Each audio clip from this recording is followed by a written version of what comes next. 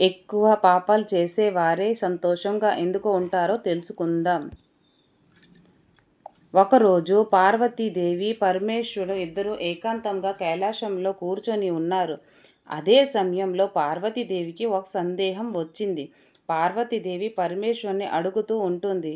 ఈ మూలోకాల్లో మీరు పాలిస్తూ ఉంటారు కదా స్వామి, ఈ ప్రపంచంలో ఎప్పుడు కూడా చెడ్డ పనులు చేసేవారు, ఆపదలో ఉన్నవారికి ఎవ్వరూ సహాయం కూడా చేయని వారు ఎందుకు సుఖంగా సంతోషంగా ఉంటున్నారు?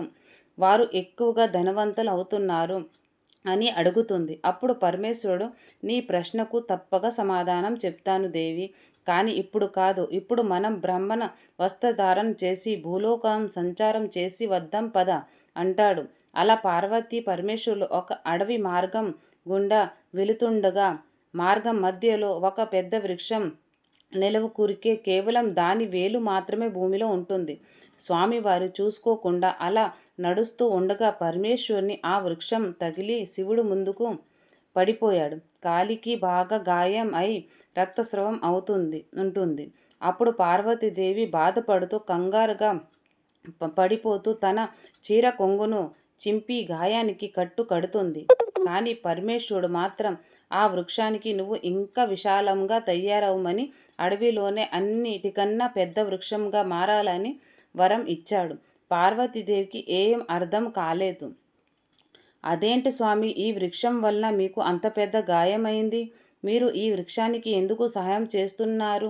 పైగా అన్ని వృక్షాల కన్నా ఇంకా పెద్దగా అవ్వమని ఎందుకు చెప్తున్నారు స్వామి అని పార్వతీదేవి ప్రశ్నించింది. ఆ స్వామి సమయం వచ్చినప్పుడు ఈ ప్రశ్నకు నేను తప్పక సమాధానం చెప్తాను. ఇప్పుడు మాత్రం మనం కైలాసానికి వెళ్దాం పద అంటారు. పరమేశ్వరుడు ఇద్దరు కైలాసానికి తిరిగి ప్రయాణమై తర్వాత కూడా పార్వతీదేవి మాత్రం భూలోకంలో జరిగిన దాని గురించే ఆలోచిస్తూ, స్వామి ఎందుకు ఆ విరిగిన వృక్షానికి అడవిలోనే అన్నిటికన్నా పెద్ద వృక్షంగా ఎదగాలని వరమిచ్చారు అని అదే ఆలోచిస్తూ ఉండేట్లుగా స్వామివారిని వద్దకు వెళ్ళి మరల అదే సందేహాల్ని అడుగుతుంది. ఈ ప్రపంచంలో పాపాత్ములైన మనుషులు, దుష్ట స్వభావం కలిగిన మనుషులు, వీరు ఎందుకు ఎప్పుడు సంతోషంగా ఉంటారు, సుఖమైన జీవితాన్ని గడుపుతున్నారు? పరమేశ్వరుడు నీ ప్రశ్నకు సమాధానం చెప్పడానికి కొంత సమయం పడుతుంది. నువ్వు ఇంకా కొంత సమయం వేచి ఉండాలి దేవి అంటాడు. ఆ విరిగిపోయే వృక్షం అడవిలోన పెద్దగా అవ్వాలని పరమేశ్వరుడు వరం ఇచ్చారు కదా. అతి కొద్ది క్షణాల్లోనే, రోజుల్లోనే అడవిలోనే అతి పెద్ద వృక్షంగా మారిపోయింది. ఆ వృక్షం ఎదురుగా అడవిలో ఉన్న ప్రతి వృక్షం చిన్నదిగానే కనిపిస్తుంది. మనుషులు ఎలా ఉన్నారంటే తమ దుష్టు స్వభావాన్ని వారు వదులుకోలేకపోతున్నారు. వారి చెడ్డ అలవాటును వారు వదులుకోవడం లేదు. తమ నుండి చారుత్వానికి కూడా వారు చనిపోయేంత వరకు కూడా వదలడం లేదు. చేరుకోలేని గుణం ఏమిటి? తీదానం. చేరుకు ఎప్పుడు కూడా తనలో ఉన్న తీయదనాన్ని ఎలా వదులుతో, మామిడి గుణం ఏమిటో పులుపు దాన్ని కూడా అది ఎప్పుడు వదలదు. అలాగే చెడ్డ మనుషులు కూడా తమ అలవాట్లను వదిలెళ్ళరు. ఈ విధంగా చెడ్డ పనులు చేసేవారు, అత్యాచారాలు చేసేవారు, వారు స్వభావాన్ని, వారు చేసే కర్మాలను కూడా వారు వదిలెళ్ళరు. అలాగే ఆ వృక్షం అంత విశాలంగా తయారైంది, అప్పుడు కూడా అది దాని స్వభావాన్ని వదిలెళ్ళదు. ఏ రోజు పక్షులకు తన ఆశ్రయం ఇచ్చేది కాదు, కూడా కట్టుకొని ఇచ్చేది కాదు. పరమేశ్వరుడు ఈ మూలోకాల్లో దేవుడు అయిన అన్ని చూస్తూనే ఉంటాడు.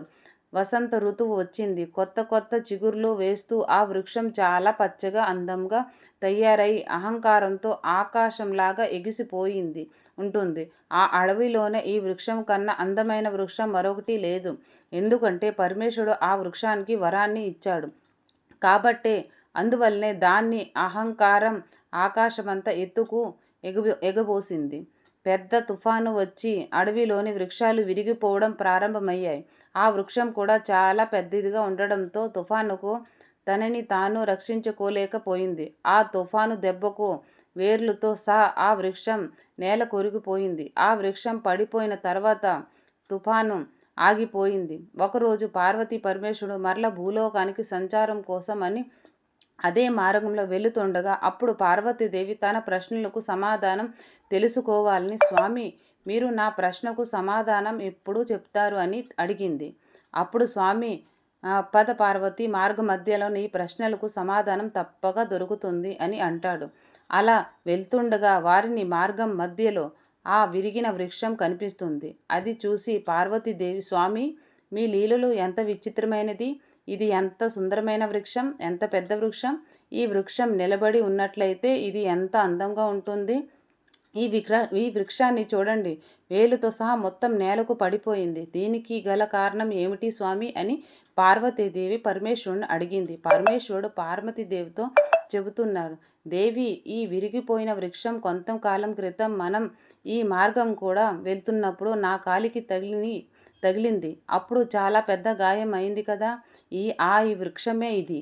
కానీ నేను ఆ సమయంలో ఈ వృక్షానికి ఏం వరం ఇచ్చాను నీకు గుర్తుందో లేదో, ఈ వృక్షానికి చాలా పెద్దగా ఎదగమని వరం ఇచ్చాను. అప్పుడు నేను ఈ వృక్షాన్ని తీసి పారేయలేక, అంటే నేను చాలా కష్టపడి వచ్చేది, ఎందుకంటే ఆ విరిగిపోయిన వృక్షం చాలా అహంకారాన్ని కలిగి ఉంది. అందువల్లే ఈ వృక్షానికి నాశనం చేయడం నా అవశ్యం కాదు. అందువల్లే ఈ వృక్షాన్ని పెద్దగా అమ్మని వరం ఇచ్చాను దేవి. చూడ, ఈ వృక్షం ఎంత విశాలంగా తయారైందో. విరిగిన వృక్షం అడవిలోనే అతి పెద్ద ఎంత విశాలంగా మారినా కూడా దాని అహంకారాన్ని మాత్రం అది విడలేకపోయింది. అన్ని వృక్షాల కంటే పెద్దదని అనే అహంకారం కలిగి పక్షులకు తనపై గూడు కట్టుకోవడం ఇవ్వలేదు. బాటసారులకి, యాత్రికులకు కూడా నీడనిచ్చేది కాదు. చాలా పెద్ద పాపి ఈ వృక్షం. తన జీవితంలో ఎవరికి ఏనాడు కూడా ఉపయోగపడలేదు. ఇది జీవితంలో ఏ ఒక్క మంచి కూడా చేయలేదు. అందువల్లనే ఈ వృక్షానికి సర్వనాశనం చేయటం నా ఆవశ్యకత. ఈ వృక్షం చాలా విశాలమైపోయింది, దాని పతనం జరిగింది, దాని అంతటా అదే విరిగిపోయింది. దీని నాశనం చేయడానికి నాకు ఎటువంటి కష్టం చేయాల్సిన అవసరం లేదు. పార్వతి, ఎవరైతే దుష్ట వ్యక్తులు ఉంటారో వారు కొంతకాలమే సంతోషంగా ఉంటారు, ధనవంతులుగా, బలవంతులుగా ఎదుగుతారు, సుఖవంతమైన జీవితాన్ని జీవిస్తారు. నేను వారికి ఒక సమయంలో తెలియజేస్తాను, ధర్మ మార్గంలో రావడానికి వారికి అవకాశాన్ని ఇస్తాను. అలా మారకపోతే, వారిలో పరివర్తన రాకపోతే, ఏ విధంగా అయితే ఈ వృక్షం వేలుతో సహా నాశనమైపోయిందో అదే విధంగా పాపాత్ములు కూడా నాశనం అయిపోతారు. ఈ వృక్షానికి అవకాశం ఇచ్చిన కూడా ఈ వృక్షం తనలో ఎటువంటి మార్పు రాలేదు. అదే విధంగా మనుషులు తమలో మార్పు తెచ్చుకోకపోతే వారు కూడా నాశనం అయిపోతారు.